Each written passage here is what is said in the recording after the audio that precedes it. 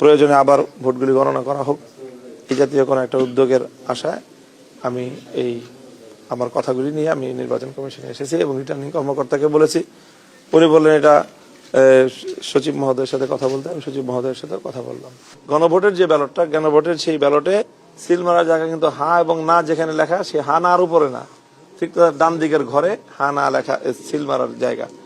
তো স্বাভাবিকভাবেই মাস পিপল ভোটাররা যারা, তারা এত তো খুঁটিনাটি করতে পারেন নাই।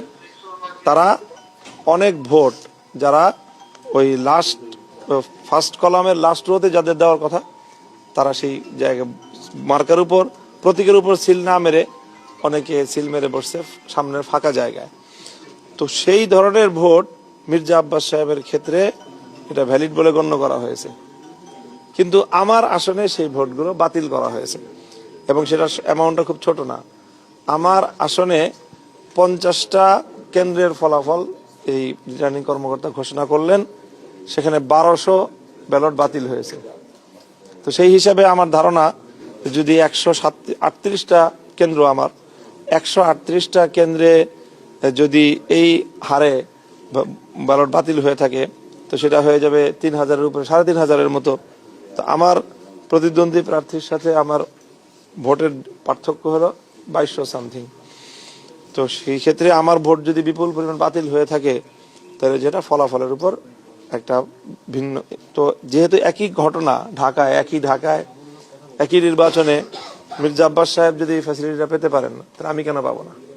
এটা আমার প্রশ্ন। আর আমারটা যদি বাতিল হয়, তাহলে মির্জা আব্বাস সাহেবেরটা কেন বহাল থাকবে? এটা বড় আমার যুক্তি। দ্বিতীয় কথা হলো আমার, যে ওখানে কয়েকটা আসনের যেই শীট দেওয়া হয়েছে প্রিজাইডিং কর্মকর্তার পক্ষ থেকে, সেটার মধ্যে টেম্পারিং করা আছে অ্যামাউন্টের মধ্যে। তো সংখ্যার মধ্যে একটা সংখ্যা টেম্পারিং করলে তো এটা যদি 3-এর জায়গায় 7 হয়ে যায়, 400 ভোটের ডিফারেন্স হয়ে যায়। এখানেও একটা অ্যামাউন্টের ভোটের ডিফারেন্স হয়েছে। আমার আসনে কয়েকজন জাল ভোটার ধরা পড়েছে এবং তারা সবাই আমাদের প্রতিপক্ষ দলের কর্মী। কাজেই আমি ওইটাও আশঙ্কা করি যে বেশ কিছু জাল ভোট হয়েছে। সেটা তো যাই হোক, এই 3টা বিষয়, 2টা বিষয় গেল। আরেকটা, আমাদের আসনে প্রার্থী চূড়ান্ত হওয়ার আগেই পোস্টাল ব্যালট প্রেরণ করা হয়েছে। তো আমাদের আসনে যে পোস্টাল ব্যালটগুলোতে ভোট কাস্টিং হয়েছে, তার মধ্যে মোর দ্যান 500 ভোট কাস্টিং হয়েছে দাঁড়িপাল্লা প্রতীকে। কারণ তখনও তো প্রতীক নির্ধারণ হয় নাই, প্রার্থী নির্ধারণ হয় নাই, এর আগে ব্যালট দিয়ে দিয়েছেন। এখন এরপরে আমাদের ওখানে জোট হয়েছে, সেখানে প্রার্থী নির্ধারণ হয়েছে, প্রতীক বরাদ্দ হয়েছে। তো প্রতীক বরাদ্দ দেওয়ার আগে কেন ব্যালট দেওয়া হলো, সেটার লায়াবিলিটি কেন আমরা নিব? সেই জায়গাটা থেকেও যে আমার যে ভোটের অ্যামাউন্ট, যে ডিফারেন্স, সেটা এতগুলি কারণে আমি মনে করি যে বিষয়টা নির্বাচন কমিশন এবং রিটার্নিং কর্মকর্তা বা নির্বাচন ব্যবস্থাপনাটাকেই এর কিছু দুর্বলতার দিক জাতির সামনে উন্মোচন করে দেয়। সেই জায়গাগুলো জাতীয়ভাবে যেন সংশোধন হয় এবং সেই সাথে আমার আসনটা নিয়ে আমি যেন সঠিকভাবে এটা মূল্যায়িত হয়।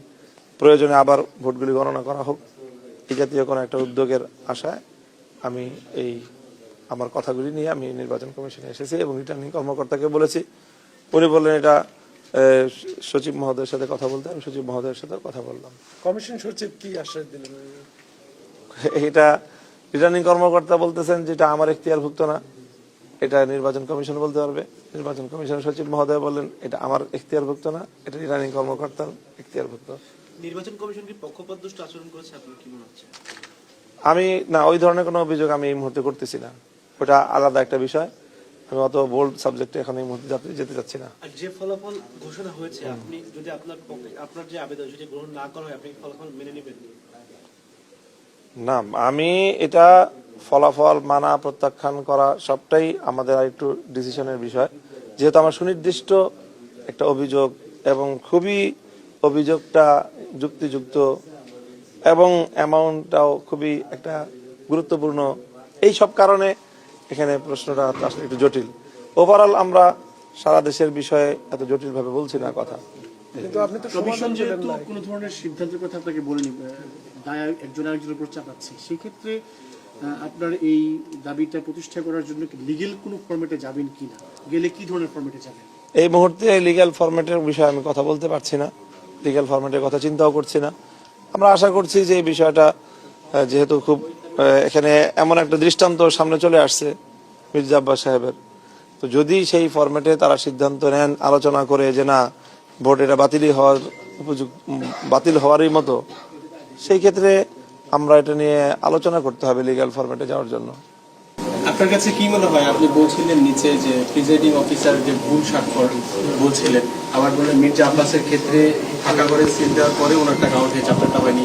তো সিইসি বলছে যে এবারে নির্বাচন অন্য দেশের ইতিহাসে অন্যতম একটি সেরা নির্বাচন হয়েছে, আপনার দৃষ্টিতে কেমন হয়েছে? এটা আমি মূল্যায়ন করতে আমাদের একটা সময় লাগবে, কারণ সারা দেশের সব পূর্ণ নির্বাচনকে সামনে রেখেই আমাকে একটা মতামত দিতে হবে। আমরা প্রাথমিক মতামত দিয়েছি যে নির্বাচনে সহিংসতার যে আশঙ্কা করা হয়েছিল সেই সহিংসতাটা হয় নাই, এটা একটা বড় সফলতা। মানুষের মধ্যে ভোট দেওয়ার প্রতি একটা ব্যাপক উৎসাহ দেখা গিয়েছে, এটা একটা বড় সফলতা। বাংলাদেশের রাজনীতিতে একটা স্থিতিশীলতা আসা দরকার ছিল, নির্বাচনটা হওয়া দেশের জন্য একটা সফলতা। এইসব বিষয়গুলোকে আমরা ইতিবাচকভাবে চিন্তা করছি। বাকি নির্বাচন সম্পর্কে আমার পূর্ণাঙ্গ কোনো মূল্যায়ন করতে হলে আমাকে আরেকটু সময় নিব।